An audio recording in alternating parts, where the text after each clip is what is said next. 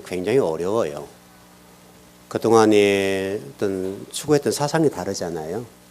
사상이 완전히 다르기 때문에 쉽지 않는데, 그래도 이렇게 하나가 될 수 있다는 것을 우리가 보여준 것은 상당히 고무적이에요. 그러니까 만일에 남과 북이 이번에 이렇게 한반도기를 들기까지는 북쪽 체제를 인정하고 남쪽 체제를 인정하고 또 이념과 사상이라고 해서 내려놔버리게 되잖아요. 만약 이념과 사상을 붙잡으면서 하나 되자라고 얘기한다면 쉽지가 않을 거예요. 여기에서 우리에게 많은 메시지를 좀 던져주는 것 같아요. 우리가 하나님 나라를 세워가고 신앙인으로 살아가는 데 있어서도 어떤 다름을 인정해주고 그 다름을 인정해 줌으로써 어떤 합의를 이뤄가는 그런 공동체가 된다면 분명히 우리 하나님 나라는 미래가 있다고 봐요. 소망이 있다고 봐요. 이게 쉽지 않은 것이 우리나라 사람들의 약점이잖아요. 약점이 뭐냐면 나는 옳고 너는 틀렸다라고 얘기를 하니까 우리나라가 하나 되는 것이 참 어려워요. 민족성 때문에 그런 것 같아요. 또 더 나아가서는 본인이 틀렸는데 그것을 옳다고 생각하고 다른 사람을 이렇게 바라보면 그러면 이게 답이 없어요. 굉장히 어려운 것 같아요. 여러분 최근에 그 드라마 가운데 리턴이라는 드라마 얘기들이 많이 회자되고 있는데요. 그 주인공과 제작진과의 갈등이 있었죠, 여러분. 아마 여러분 아시는 분들 아실 텐데 이 내용이 우리 국민성을 보여주는 거예요.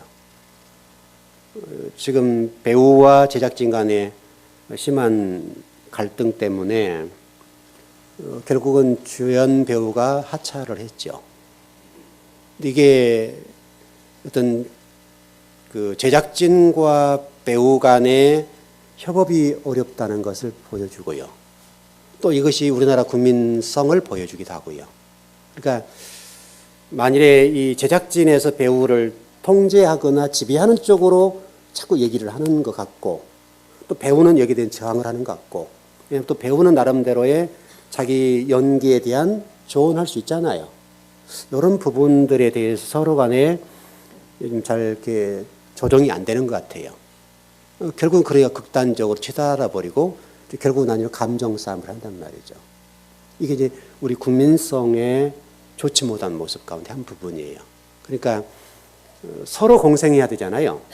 서로 살리는 방향 쪽 일을 해야 되겠는데 서로 죽이는 쪽으로 일을 하고 또 만일에 이제 주연 배우가 지금 이제 그 직을 내려놨잖아요. 그렇다고 한다면 일단은 제작진과 방송사 측에서도 입을 닫았으면 좋겠는데 이제 뒷얘기를 많이 하는 거죠. 그러니까 참 이게 어려운 문제다 싶어요. 서로 어떤 합의를 이루었으면 참 좋겠는데 굉장히 어려워요. 더불어 사는 세상을 만든다는 것이 여러분 결코 만만한 일이 아니에요. 왜냐하면 우리는 이게 협업이 잘 안 돼요. 한 사람들은 똑똑하고 그렇지만 두 사람이 모이면 갈등이 생겨요. 일본 사람들은 훨씬 우리 개인적으로 능력은 떨어지는데 그러나 두 사람이 모이면 강해요. 이게 참 희한한 것 같아요. 그래서 우리 국민들이 꼭 이것을 좀 이렇게 극복해야 할 문제 같긴 해요. 그러니까 어쨌든 분명히 누군가를 잘못했을 거 아니에요. 잘못했을 테고 또 이러저런 주장이 나올 텐데 참 그런 것 같아요.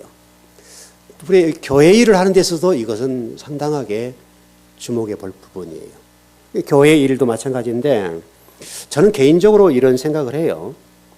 가장 무서운 사람 또 가장 위험한 사람이라는 관점에서 좀 바라본다면 잘못된 지식이나 잘못된 정보를 본인이 틀렸다고 생각하지 않고 열심히 해버리는 사람.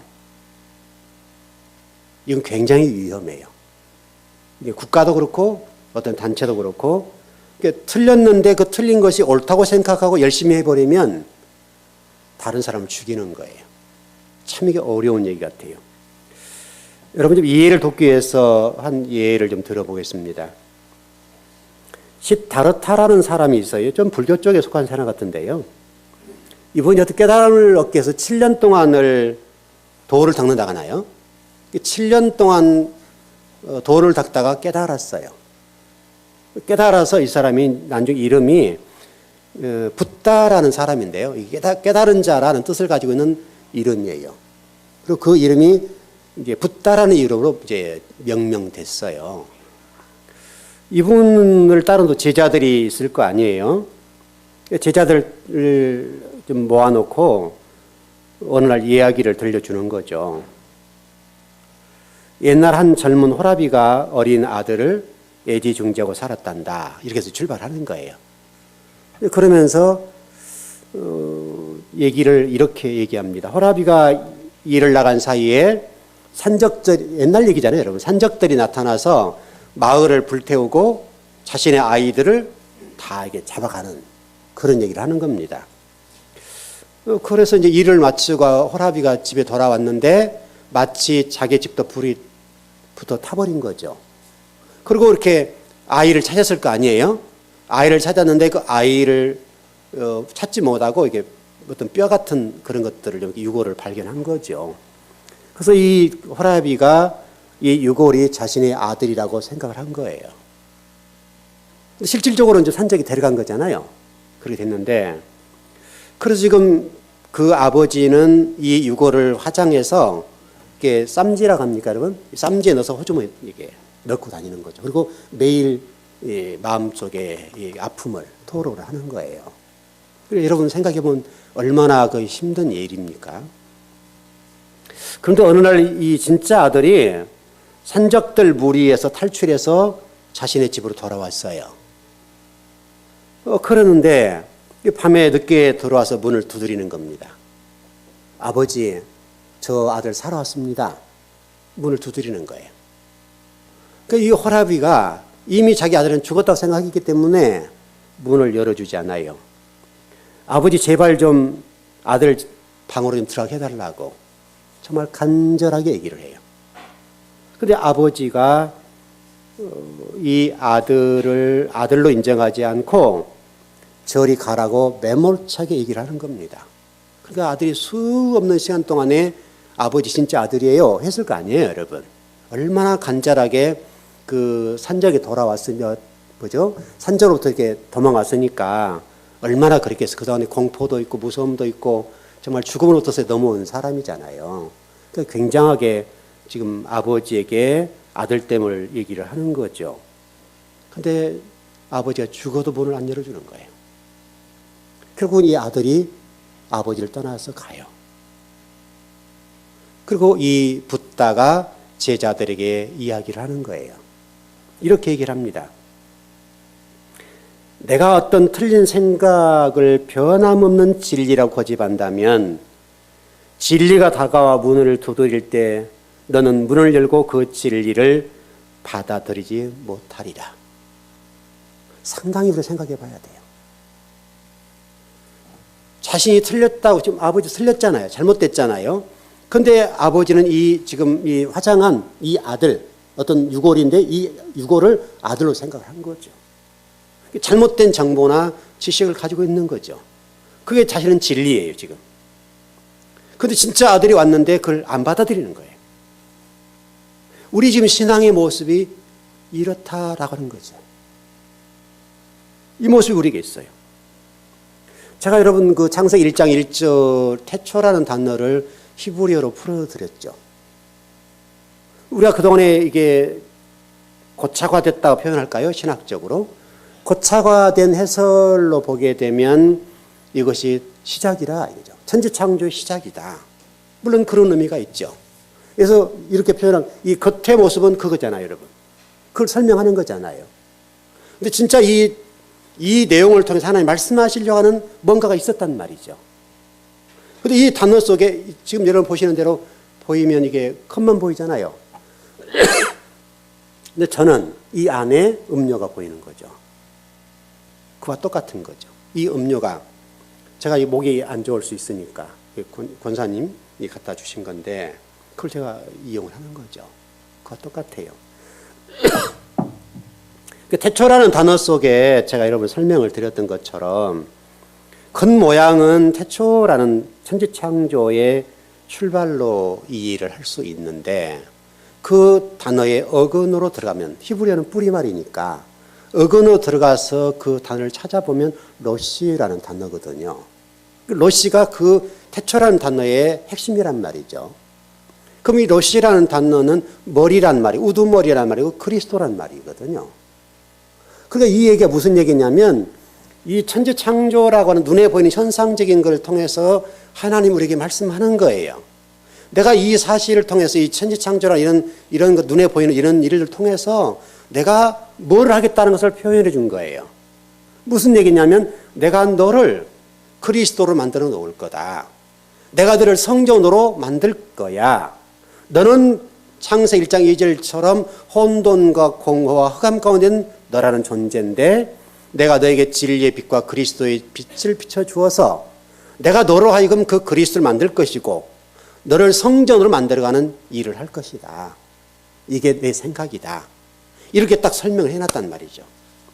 그런데 우리는 이런 얘기를 안 들으려고 그런 거죠. 왜냐하면 그동안 우리가 많이 배웠던 대로 이건 천지창조의 출발이야. 이렇게만 이해를 한다는 거예요. 왜냐하면 그게 지식으로 고착화되어 있단 말이죠. 하나님은 겉모양을 말씀하려는 게 아니잖아요, 여러분. 하나님 이 겉의 모습을 통해서 하나님 뭔가를 말씀하시려고 하는 뭔가가 있단 말이에요. 뭔가 말씀하시려는 그 의도가 뭔지를 우리는 파악해야 되는데 우리는 그거를 놓쳐버리는 거예요. 왜냐하면 내가 과거에 누구로 배웠기 때문에 그것이 진짜야 라고 생각을 해버리는 거예요. 아무리 제가 여러분에게 가르쳐 드려도 성경 히브리가 이렇답니다. 어근으로 들어가면 이렇게 됩니다. 자, 스트롱 코드 가르쳐 드리고 이 어떤 뿌리말이 이렇게 들어가서 이게 로시라는 단어인데 이 뜻은 이런 거랍니다. 아무리 제가 여러분 가르쳐 드려도 여러분들이 과거에 가지고 있던 그 겉의 모습 마치 성경의 율법과 같은 그거 그 몽학선생과 같은 그걸 딱 붙잡고 이게 참이야 라고 우리가 결론을 내려버리면 안에 게 안 들리는 거죠. 얼마나 이게 무서운 일이 몰라요. 그래서 우리가 창세기 1장에서 성경은 하나님께서 우리에게 말씀하시기를 너희들 머리를 개간해야 된다. 네 머리를 떼어내고 그리스도 머리로 바꿔야 돼. 그게 천지창조야.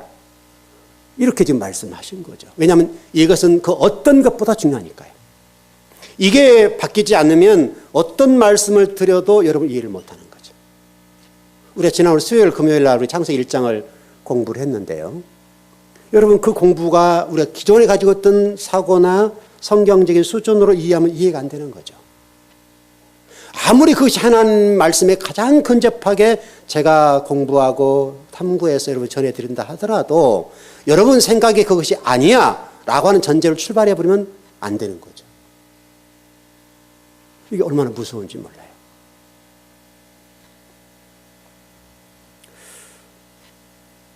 제가 많은 성도들, 여러분뿐만 아니라 수많은 성도들의 성경을 가르쳐보고 또 우리 심지어는 목사님들에도 때로는 이제 그런 얘기들 할 때가 있는데, 근데 붓다와 같은 그런 심정이에요. 그런 생각이 많아요. 분명히 잘못된 것을 가지고 있는데 그 잘못되거나 틀렸다는 것을 가르쳐 주면 아, 목사님 감사해요. 이러면 되잖아요. 그런데 우리는 그것을 안 해요. 심지어 여러분 성경을 보세요. 하나님이 직접 오셔서 가르쳐 주셔도 안 받아들인단 말이죠. 여러분 신약 성경을 한번 봐보세요. 그 하나님 대신 예수 그리스도께서 오셔서 당시 종교를 지배했던 지도자들에게 와서 말씀을 가르쳐 준 거죠. 그 대표자들은 바리새인, 서기관, 사두개인들, 대제사장들 이런 사람들에게 복음을 가르쳐 주고 진리를 가르쳐 주셨어요. 여러분 그렇게 하셨음에 불구하고 단 한 사람도 예수님에게 가르쳐 주신 그 진리에 관해서 받아들이질 않아요. 이게 무서운 사실이에요. 정말 하나님이시잖아요, 여러분. 예수님께서. 하나님 대신 그 예수님이 땅에 내려오셔서 진리를 선포해 주시고 또 그들을 향해서 얼마나 듣기 싫을 정도로 얘기를 하십니까? 이 독사의 새끼들이라 그러잖아요. 이 마귀 자식들이라는 게 지금 너희들이 지금 종교 지도자들로 교권을 잡고 흔들고 있는데 너희들은 독사의 새끼들이야. 이렇게까지 아주 뭐 듣기 싫을 정도로 여러분 생각해 보세요. 만일에 제가 만일에 대형교회 목사님들에게 너희들은 독사의 새끼들 이렇게 하면 어떻게 했어요? 저를 잡아먹으려고 할 거 아니에요, 여러분. 마치 그런 격이잖아요, 여러분. 그런 격인데 예수님께서 정말 참 도를 참 진리를 가르쳐 주셨는데 그렇다면 주님, 제가 미처 깨닫지 못해서 이렇게 가르쳐 주시니 너무 감사해요, 주님. 주님이 오셔서 저희들에게 이 도를 가르쳐 주시니 너무 좋습니다, 주님. 이제 제가 도를 깨닫고 진리를 깨달아서 너무너무 좋아요. 이랬더라면 얼마나 좋았을까요? 근데 여러분 그들이 했던 일이 뭡니까? 그 예수의 말씀을 듣고 분에 막 올라오잖아요. 올라와서 어떻게 하면 저 예수를 쳐 죽일까? 어떻게 하면 저 예수를 죽여서 우리의 교권을 지켜낼 것인가에 관해서 토를 하고 그들끼리 힘을 합쳐버리잖아요.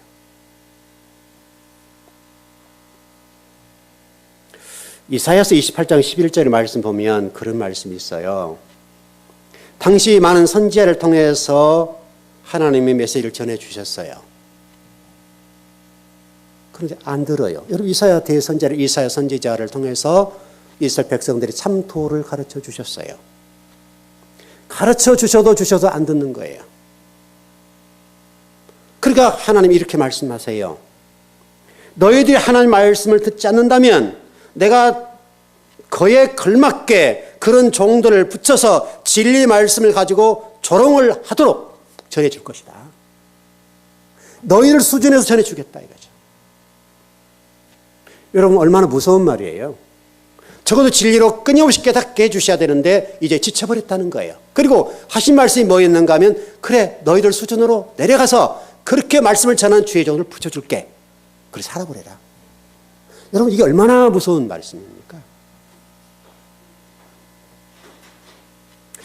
우리가 일단은 말씀을 좀 들을 때에 검은 것을 흰 것이라고 믿는 사람들을 가르칠 때는 굉장히 어려워요. 일단 여러분의 생각이 변하지 않는 동안에는 하나님 말씀을 들을 수가 없어요. 우리가 지금 오늘 살인하지 말라는 말씀을 계속 좀 지난주 이렇게 공부하는데요. 여러분 이사야서 1장 21절에서는 이스라엘 백성들을 향해서 창기라고 그랬단 말이죠.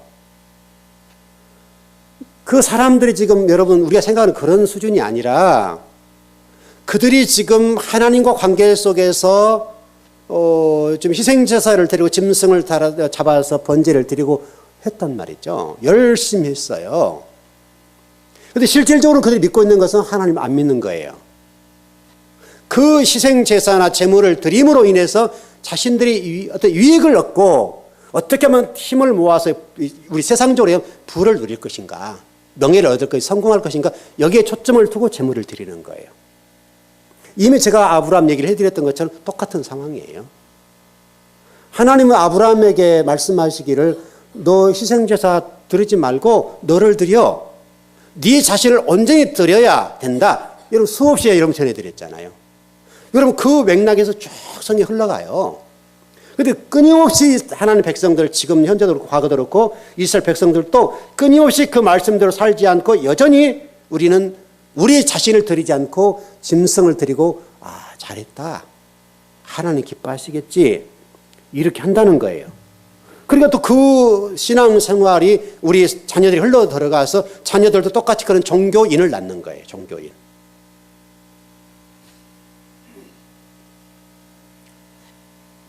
끊임없이 우리 손에 피를 묻히고 여전히 우리 속에 하나님은 없이 종교만 남아있어요. 생명의 종교가 아니란 말이죠. 과거 우리가 짐승을 잡아서 하나님께 드림으로 구약시대 구원을 받았다 본다면 그 모습이 좀 바뀔 뿐이에요. 쉽게 설명하면 과거는 짐승을 잡아 드렸는데 지금은요, 예수님을 잡아서 죽이는 거죠. 우리가 매 예배 드릴 때마다 우리 삶 속에서 끊임없이 우리의 뭔가를 위해서 그 예수님을 십자가에 계속 죽이는 거예요. 이미 이스라엘에 죽으신 그 예수님을 또 끌어다가 또 죽이는 거예요. 또 죽이고 또 죽이고 또 죽이고 계속 죽이는 거예요. 그리고 자유하다. 주님이 나를 구원해 주셨어. 그분 때문에 내가 이게 자유해. 그분 때문에 내가 구속을 받았어. 그 예수 그리스도 생각만 해도 고마워. 이렇게 되는 거죠. 여러분, 이미 예수님이 2000년 돌아가셨고 그 돌아가신 그때 주님 말씀하셨던 것처럼 여러분 우리 갈라디아서 2장 20절에 말씀했잖아요. 여러분, 너 그때 나와 같이 연합돼서 죽었다 이거죠. 그런데 너는 왜 계속해서 나를 십자가에 그렇게도 못 박냐는 거예요. 지금 그렇게도. 네가 죽어야 되는데 왜 나를 죽이려고 하니? 이렇게 얘기를 하는 거죠. 여러분 사도행전에 보면 여러분 그 6장에 보면 그런 얘기 나오잖아요. 여러분 구제 얘기를 하면서 얘기를 하시잖아요. 당시 사도들이 구제하는 일에 빠졌어요. 그러니까 사도들이 당시 구제하는 일에 빠졌다는 전제는 뭐냐면 당시 교회 상황이 성도들이 어디를 추구했다는 걸 알 수 있잖아요. 성도들이 추구하는 게 구제하고 이렇게 하는 것이 좋은 교회라고 하는 이미지를 가지고 있었단 말이에요. 구제 자체가 나쁜 건 아니지만은 그래서 지금 주님이 말씀하신 게 뭐냐면 제자들 불러놓고 얘기를 하는 거죠. 너희들이 하는 것이 지금 구제인데 이 구제하는 것이 선하지 않다 이거예요. 너희들이 하는 것 본질을 잃어버리고 비본질을 붙잡고 지금 너희들이 목회를 하는 건데 이 목회는 아름답지 않다. 그걸 깨닫게 하신 거예요. 그래서 사도들이 그걸 깨닫고 이제 우리가 말씀을 연구하는 것과 기도하는 일에 전무하리라. 그리고 7 집사를 세워서 그들로 하여금 구제하는 일을 맡겼단 말이죠. 여러분 지금 어떻습니까? 여러분 좋은 교회란 이미지가 어떤 교회예요? 여러분 지금 현대적으로 와서 여러분 실질적으로 설교는 지금 우리 교회는 40분 50분간의 설교를 하는데 다른 교회 하면 25분 이내에 끝내버려요. 다요. 그리고 광고를 20분 30분을 해요. 광고를 뭐 하는 거예요? 여러분 이게 교회 자랑하고 목사님 자랑하고 우리 교회 이런 교회다. 자꾸 성도들에게 그런 이미지를 심어주는 거잖아요. 구제 쪽에 자꾸 이게 나쁘다는 의미가 아니라 그걸 악용을 하는 거죠. 정말 여러분 좋은 교회가 뭐예요, 여러분? 여러분 정말 교회의 본질이 뭡니까, 여러분? 우리가 지금 어느 쪽에 무게를 두고 있는지를 생각해 보셔야 돼요. 만일에 교회라고 하는 본질이 구제라고 본다면 또 그렇게 이해를 하고 있다고 한다면 또 세상 사람들이 생각하는 것처럼 우리도 똑같이 행동을 한다면 불교와 천주교와 유교와 다를 것이 뭐예요, 여러분? 생명의 종교니 기독교가 불교와 다를 게 뭐냐고요. 불교에 이런 구조하는 거 보세요. 얼마나 정성을 다하는데요. 여러분과 우리가 게임 안 돼요, 여러분. 그 사람들은 최고로 좋은 것들이에요. 여러분 하다못해 시주라고 합니까? 뭐 합니까? 하여튼 잘 모르겠는데 시주를 갖다 바쳐도 우리같이 이게 짜게 안 드려요, 여러분. 듬뿍듬뿍 드리죠. 여러분 옛날 그 속했던 분 아시죠? 얼마나 정성을 다하고 얼마나 최선을 다하고 우리와 게임 자체가 안 돼요.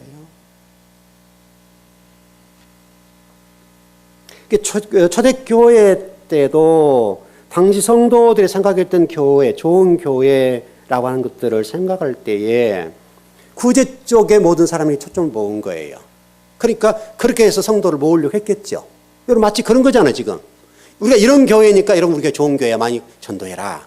이런 쪽이잖아요, 우리가. 여러분 그게 나쁜 건 아닌데 본질은 아니에요. 사도들이 해야 될 일은 말씀을 연구하고 기도하는 일이에요. 한 영혼들을 바라보며 말씀을 탐구하고 연구해서 이 시대의 백성들에게 하나님 백성들에게 하나님 메시지를 한 번이라도 바르게 전하려고 몸부림치는 것이 교회여야 된단 말이에요. 그게 주의 종들이 해야 될 일이에요. 만일에 우리가 어떤 그런 부를 누리는 그런 것 쪽에 초점이 모아진다면 여러분 그런 세미나 가시면 되는 거예요. 그런 전문가들이 얼마나 많은지 몰라요. 만약 건강 강좌, 그럼 그쪽 가시면 되죠. 만약에 뭐 투자를 어떻게 할 것이냐, 그럼 그쪽 전문가를 모셔다 놓고 배우면 되죠, 여러분. 교회가 그런 것이 아니잖아요, 여러분. 교회는 하나님의 말씀, 이 시대에 하나님 무엇을 말씀하고 싶어 하시는지. 지금 우리가 오늘 들어야 될 게 뭐예요? 너희들이 지금 과거 이스라엘 백성들처럼 예수님을 좀 죽여서, 그때는 짐승이겠지만 지금은 너희들이 그 짐승을 드리듯이 그 예수 그리스도를 왜 지금 잡아 죽이냐 이거예요. 네가 죽어야 되는데.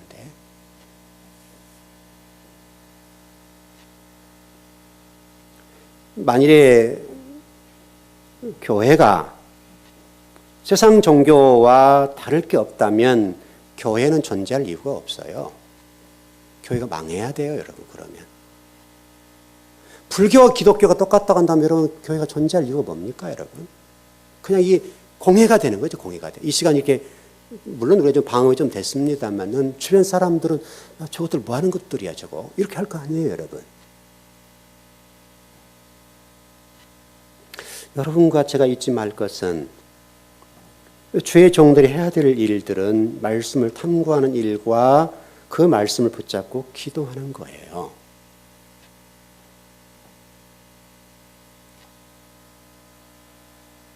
그리고 여러분 구제하는 사람들을 면면을 한번 사도행전을 봐보세요. 아무나 구제를 못하게 해요. 성경은 분명히 성령과 지혜가 충만한 사람들을 세워서 구제해라. 다시 설명하면 하나님의 나라에 오점 남기지 말고 잘하라는 말이잖아요. 쉽게 설명하면. 아무나 구제를 못하겠다는 말이죠. 세상적인 수준으로 구제해버리고 그 구제를 통해서 우리 교회 이런 교회야 이렇게 하면 안 된다는 거예요.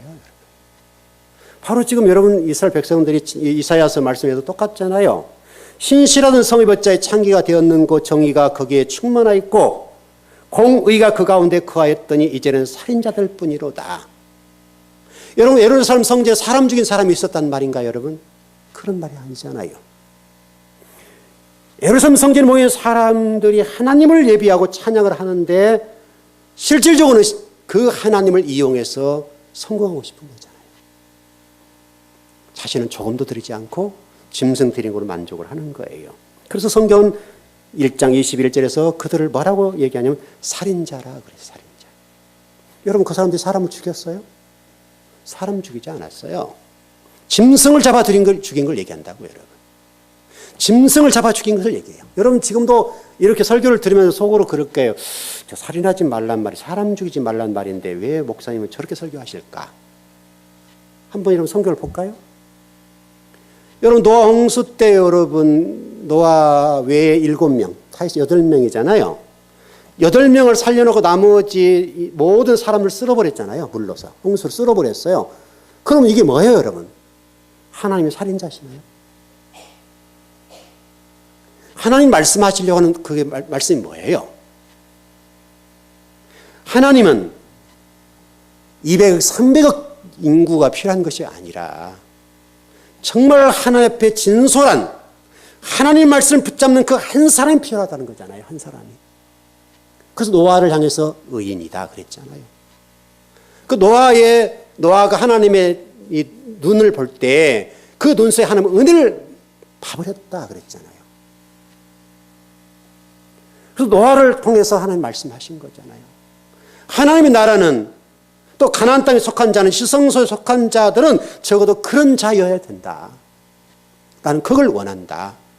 그리고 여러분 노아 방주가 1년 동안 여러분 갇혀 있었잖아요. 짐승들과 부정한과 정한 짐승이 1년 동안 같이 공존했단 말이에요. 그 안에서. 여러분 생각을 해보세요. 그 많은 짐승들이 1년 동안 방주에 있었다고 해보세요. 여러분 오물 냄새가 오죽했겠어요. 얼마나 그 가스와 오물 배출한 것 때문에 얼마나 고통스럽겠어요. 곧 그에게는 비의 진리와 진리가 섞여 있는데 그 가운데 노아와 그 식구들이 비의 진리를 붙잡지 않고 진리를 붙잡고 살았다는 것을 전제하고 또 그리고 노아가 방주에 나와서 첫 번째 포도주를 마시면서 천국 음료를 마시면서 주님을 찬양했던 것을 설명했잖아요. 여러분 바벨론 포로를 생각해 보세요. 여러분 가나안 땅 7 족속을 진멸한 걸 생각해 보세요. 만일에 우리 사람을 죽이지 말라는 것이 우리 십계명의 핵심이라고 본다면 7 족속들을 죽이는 것은 여러분 허용이 안 되는 거죠. 만일에 그렇다면 하나님이 살인자의 창본자죠. 여러분 그러지 않아요?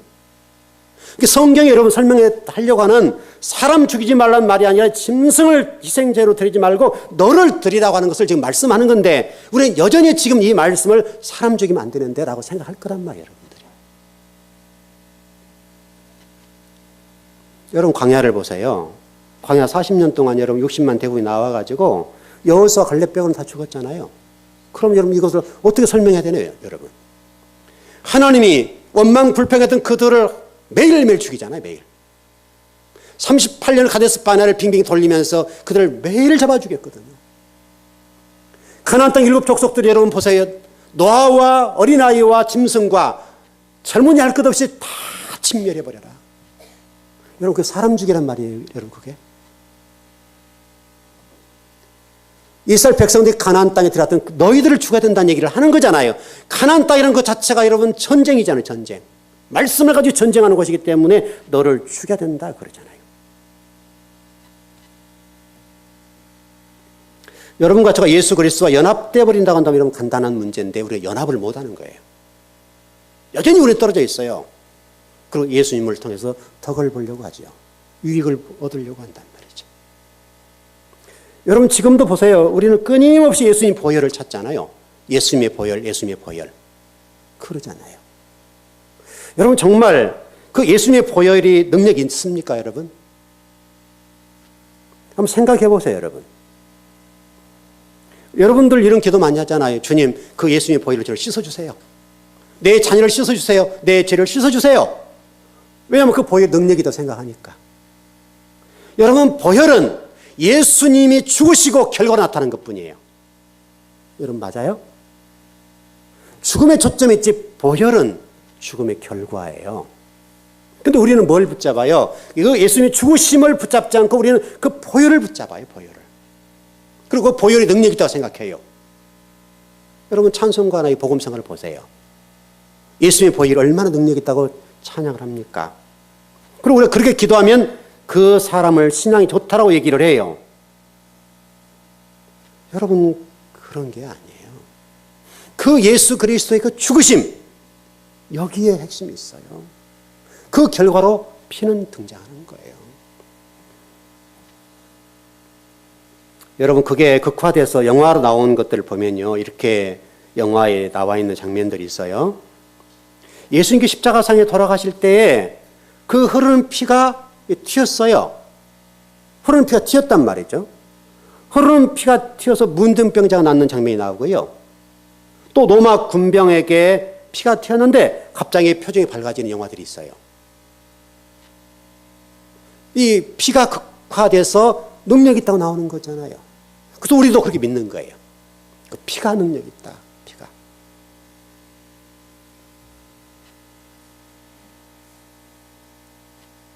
이 영화에서 로마 군병이 갑자기 예수님의 피가 튀기면서 그리스도인이 되었다. 이렇게 극화를 해요. 여러분 얼마나 감동적입니까? 여러분에게 만약 이렇게 설교를 해야 감동적이고 은혜를 받지요. 여러분 이게 진짜인가요? 성경이 우리가 설명하려고 하는 것은 그 예수님 죽으심과 같이 너를 죽여 이 말이잖아요. 우리 뭐를 죽여야 돼요? 우리 자아를 죽여야 돼요. 우리 가치관과 생각과 세계관들을 죽여서 성경 말씀 진리로 우리를 개간해 나가야 된다는 거잖아요. 여러분이 실제로 십자가에 죽기로 했으면 뭐 있습니까? 피는 죽음의 상징이지 그 피가 능력 있는 것은 아니에요, 여러분. 이렇게 설교하면 좀 안 좋죠? 여러분이 그동안에 피가 능력이 있다 생각하는데 여러분 욥기서를 봐보세요, 여러분. 욥기서에 보게 되면 욥이 자녀들을 숫자대로 제물을 잡아 드리는 장면이 나오잖아요. 근데 이상하게 성경은 욥이 자식들을 위해서 재물을 바쳐 드렸는데 그 자식들이 다 죽고 재물을 싹 없애버렸죠. 이상하잖아요, 여러분. 적어도 욥이 우리 관점에 볼 때 의인이라 보는 전제에서 자식들을 위해서 재물을 바쳐드리고 희생재물을 드리고 이랬으면 여러분 하나님이 역시 너 욥이구나. 너 통방이 의인이야. 너 정말 멋져. 이래야 되잖아요, 여러분. 근데 왜 하나님은 욥이 그와 같이 희생재물을 드리고 번제를 드릴 때에 그 자식들을 싹 죽이고 동방에서 가장 부자였던 욥의 모든 재산들을 싹 없애버리냐고요. 뭘 말씀하시려고 하는 거예요, 여러분?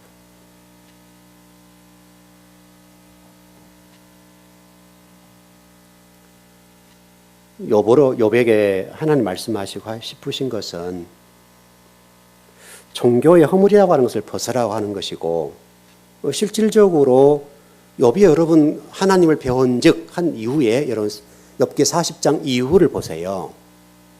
하나님이 욥에게 하나님을 이렇게 만났잖아요. 이제는 하나님 뵀어요. 만나버렸어요. 그리고 욥에게 하나님이 자녀를 똑같이 주셨어요. 그리고 과거보다 재물을 더 많이 주셨어요. 짐승을 주셨단 말이죠.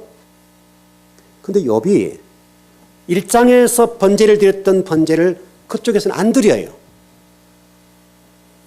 여러분 희한하지 않아요? 욥이 뭔가를 깨달았잖아요. 이와 같이 희생제사를 드리고 이렇게 했는데 하나님 좋아하지 않는다는 걸 알았어요. 그리고 실질적으로 욥기 40장 이후 42장에 넘어가서 하나님이 그들의 자녀 10명을 주고 재물을 주고 짐승들을 주고 정말 부욕게 하셨어요. 더 부욕게 하셨다고요. 그러면 여러분 재물을 더 많이 드려야죠. 희생제사를.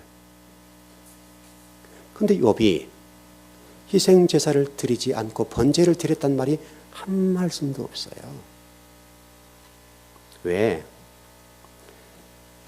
하나님 뭐를 말씀하신지 그 의도를 알고 본질을 봤어요. 본질을 보니까 희생제사를 드리지 않는, 너를 드린 것이 맞다라고 한 걸 봐보는 거예요. 여러분과 우리 신앙생활 하면서 그걸 볼 수 있어야 돼요. 여러분 성경 말씀에 그런 말씀이 있어요. 진리를 알지니 진리가 너희를 자유케 하리라. 여러분 욥이 과거는 희생제사를 드리고 자녀들 위해서 한 명 한 명 희생제사를 드렸잖아요. 우리가 보기에는 얼마나 좋은 신앙이에요, 여러분. 근데 아버지는 그 일 때문에 욥의 자식들을 다 죽이세요. 그리고 욥이 가져온 모든 재물을 다 하나님 뺏어가 버린다. 생각해 보셔야 돼요, 여러분.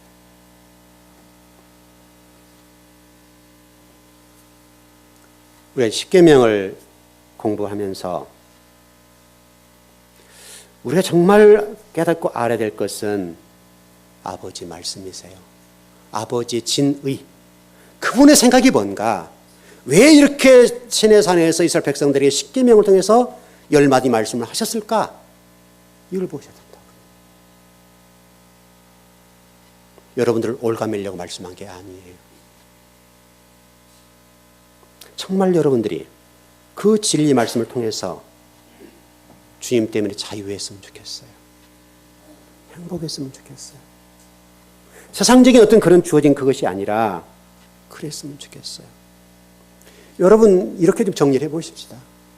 뭐 설교 다는 못할 것 같은데요.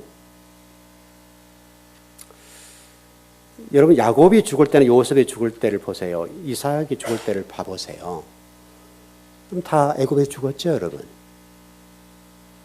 근데 애굽에 죽어서 여기 묻혀보면 되잖아요. 묻어보면 되잖아요. 근데 요셉도 그렇습니다만은 이스라엘 백성 후대들에게 뭐라고 얘기를 하죠?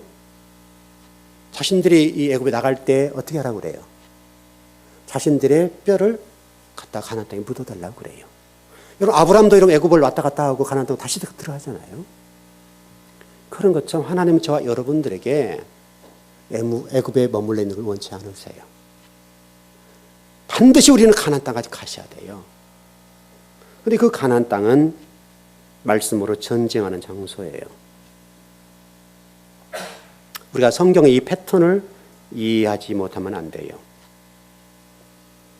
좀 결론을 정리해 보겠습니다. 오늘 이후로 저와 여러분이 자, 일전에 좀 극단적인 설교 좀 이렇게 굉장히 자극적인 설교를 한번 했던 적이 있는데, 제가 예수님의 그 십자가에 빨대를 꽂지 말아라, 이건 선일교 한 적이 있죠. 정말 우리는 그 예수님의 십자가에 빨대를 꽂고 피를 빨지 않았으면 좋겠어요. 여러분, 이게 얼마나 중요한지 몰라요. 여전히 지금 우리 기독교가 그 예수님에게 빨대를 꽂고 피를 빨아요. 그리고 그 피 때문에 우리가 이렇게 부유해지고 잘 될 것이고 성공할 것이라고 생각하는 거예요. 주님은 오늘 우리에게 말씀하세요. 너희들이 살인자가 되지 말아라. 그 예수 그리스도, 과거 이스라엘 백성들이 짐승을 잡아들여서 희생제사를 드리고 신앙성을 다했다고 고백했던 것처럼 지금 너희들이 그 예수님을 십자가에 못 박고 그 십자가에 빨대를 꽂아 피를 빨면서 이게 신앙생활이 하나님 복 주시겠지, 이런 태도를 버리라는 거예요. 너를 원해. 너 자신을 드려라. 그게 내 생각이다. 나는 그런 자를 세울 거야. 그리고 그런 자를 찾을 거야. 하나님은 사람을 찾는다고 말씀하시잖아요. 그 예배하는 자를 찾으시는데 그 예배하는 자가 저는 여러분이었으면 좋겠어요. 하나님 저와 여러분에게 지금 그렇게 말씀을 하십니다. 그 복을 누리시길 바랍니다. 기도하겠습니다.